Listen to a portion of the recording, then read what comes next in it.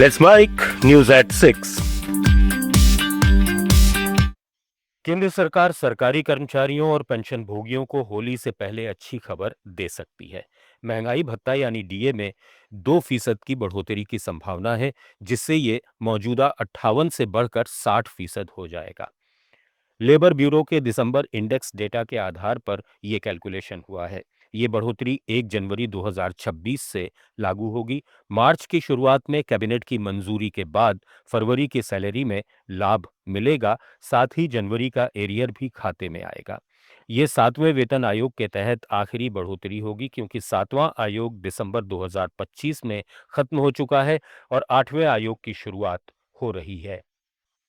भारतीय शेयर बाजार में आज तेजी का दौर देखने को मिला। सेंसेक्स 485 अंक उछलकर 84,066 पर बंद हुआ। निफ्टी 174 अंक बढ़कर 25,867 पर पहुंच गया। एसबीआई के शेयरों में 6% की बढ़त रही, क्योंकि उसके तीसरी तिमाही के नतीजे शानदार आए, जबकि श्रीराम फाइनेंस, टाटा स्टील और टाइटन जैसे स्टॉक्स भी अच्छा प्रदर्शन करने वालों में शामिल रहे। भारत अमेरिका ट्रेड डील की सकारात्मक खबरों और एशियाई बाजारों में रैली, खासकर जापान के निक्कोई में रिकॉर्ड ऊंचाई से भारतीय बाजार को बल मिला।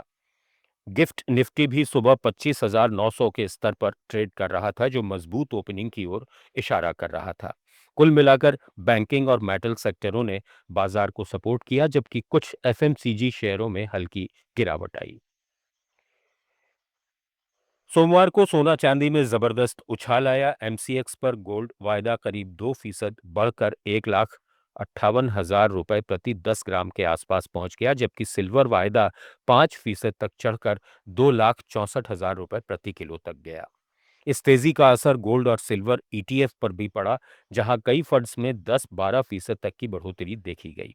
जैसे यूटीआई सिल्वर ईटीएफ 11 से ज्यादा उछलकर 252 रुपए के स्तर पर ट्रेड कर रहा था।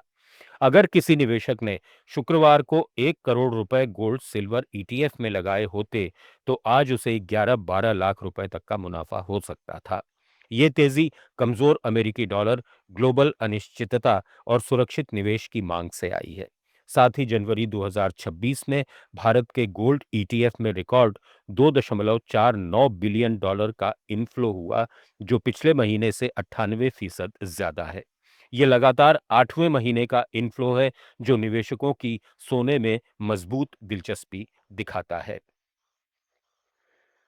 तमिलनाडु में रानीपेट के पणक्कम में टाटा मोटर्स और जगुआर लैंड रोवर की 9,000 करोड़ रुपए की ग्रीनफील्ड फैक्ट्री का आज उद्घाटन हो गया। मुख्यमंत्री एमके स्टालिन ने खुद पहला वाहन range rover evoke model roll out किया और प्रतीकात्मक रूप से उसे ड्राइव भी किया।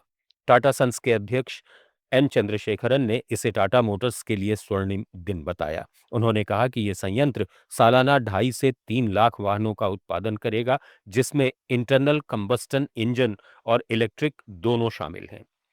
इससे कम से कम 5,000 प्रत्यक्ष नौकरियां पैदा होंगी। मारुति सुजुकी ने 2025 में एक बड़ा रिकॉर्ड बनाया है। कंपनी ने रेलवे के जरिए 5,85,000 से ज्यादा गाड़ियां भेजी, जो पिछले साल के मुकाबले 18% ज्यादा है।